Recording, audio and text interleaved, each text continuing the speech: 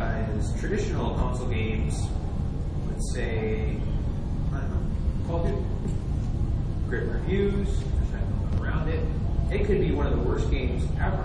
Assuming there was good reviews, people have already paid their money, and boom, then they start to play. Whereas, a good example, if you went out and you spent, I don't know, $10 for an iPhone game, and it took 10 minutes to kind of get into it, you'd probably give it 10 minutes, because you just spent $10. Whereas if you download a free iPhone game, you might give it 30 seconds. If it's got a whole bunch of text, you're like, okay, this is done. And the big difference is, we give our game away. So, we don't care about reviews. We don't care about what the papers say. That doesn't matter. All that matters is if the person actually ends up paying money. So, whereas in the traditional model, okay, let's make the best game we can because we gotta get these 4 people to give us a 9 out of 10. We gotta get good advertising budgets, we gotta do all sorts of stuff. And then that is what magically somehow, market-wise, is gonna make us money. And hopefully we make enough and life is good. Whereas it's not so abstract. To us, I mean, you're like, okay, we know exactly what we make every day. We know where it came from, we know why, and when those numbers are so close to you, suddenly you care about the whole lot more. And on top of that, I mean, we make the majority, we make 85% of our money off of 5,000 people. And, which is kind of crazy, considering, well, I guess in a bigger number, with our main game, we've had about 25 million people play the game. Of that, only about 100,000 people have ever paid money. And you kind of look at those percentages, and I'm not talking huge dollars. So that could be as little as like $2, right? And our top users have played well over $10,000 to play our game, which is insane, by the way. And you go, so it's one of those situations where you have to think about money, where it's not just day one. It's trying for the full for a year, for 2 years, you're just continually trying to monetize for these people. And if you don't think about it, then yesterday's scheme to make money doesn't work today because they've already bought that virtual good. They've already bought that. So it's just you either have to think, you can only think about gameplay so much, and gameplay doesn't pay the bills. Because it could be the funnest game in the world, but if they're not paying money for something, what do they do? So ultimately, yeah, it'd be great for us to get balance. But at the end of the day, is what matters. That is what keeps me up at night. There are the unintended consequences when basically, the game part of the game doesn't pay the bills. And I used to work, I worked at a startup during the bubble, and they flew me down to San Francisco.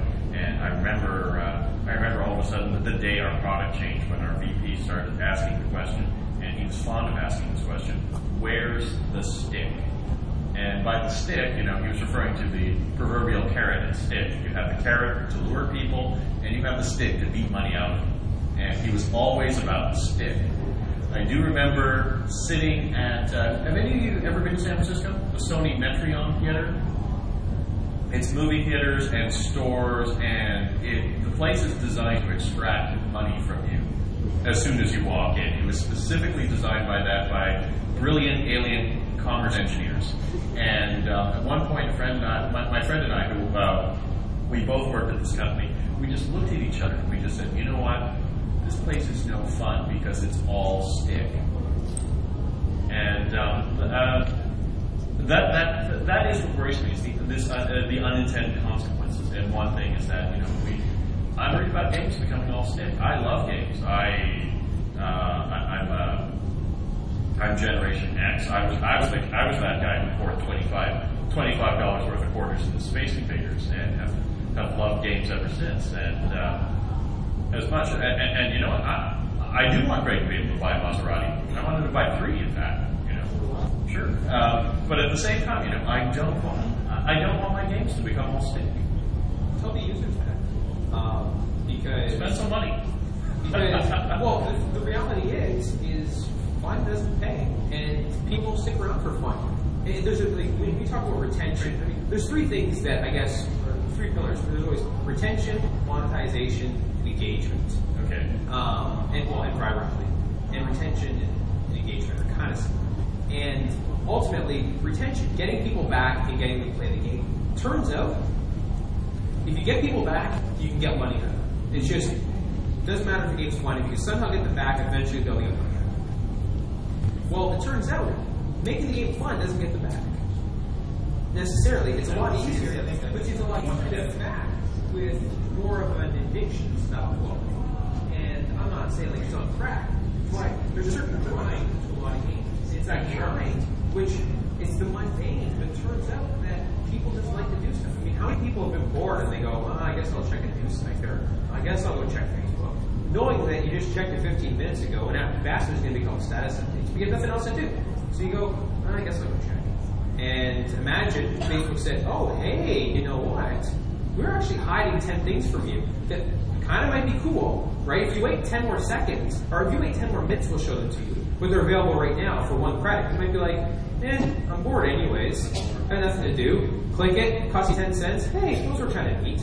And you kind of move on. It's one of those things that's holding it down the past, like anything else. I think you can I'm not saying it's ideal. It's what makes it fun. But I think you can still have, even today, you know, Nintendo, New Super Mario Bros. Wii, massively successful, outsold it last month. Okay, hugely successful game, and completely underrated as far as like those media reports go. It was like Call of Duty, you know, Modern Warfare 2 sold like a bajillion units. Mario has sold like that. It's ridiculous. And if you have that game, and let's say Nintendo wants to get into the Facebook market, which they never will, or not immediately, and they want to release that game, they throw that game up on Facebook. You get to play the first 10 levels. And that game is fun. It is. It's a fun game. And then it's like, hey, you can get the next 10 levels for $1. I have no objection to that. And at the same time, I think that going back to the grind component, I think actually for some people it is fun. You know, it's not necessarily the same ideal fun that we have. And I know this is something that we struggle with at our studio daily. What is fun? Yeah, it's what is, you know, and like, not so even what is fun, you know, in any sort of like crazy terms, just in like, what do our users find fun? What do our users want to do, right? And one of the biggest tools you can do for that is, you know, start adding metrics to you. Start adding like all these little triggers that tell you exactly what the users are doing on a minute-by-minute basis, so that you can actually look at that and say like, okay, this is what they find most fun. I wonder if we change it here and here, if they would do that same thing that they're doing in this, in B, in A and C, and all of a sudden, you know, you change it in C, it worked great, and A, it didn't work at all, and so you're like, okay, I'm going to keep those and ditch the first one and try it again tomorrow and keep tweaking and changing it around so that you can make it as much fun for them as you can. But I think one of the main things is, and it's not so much that I disagree at all with the model that Greg's talking about, it's more that I think it's the terminology that's thrown around. So I disagree with what you said with respect to with metrics and saying, okay, this is what people are doing, therefore this is what they find fun. No, A/B testing is exactly right.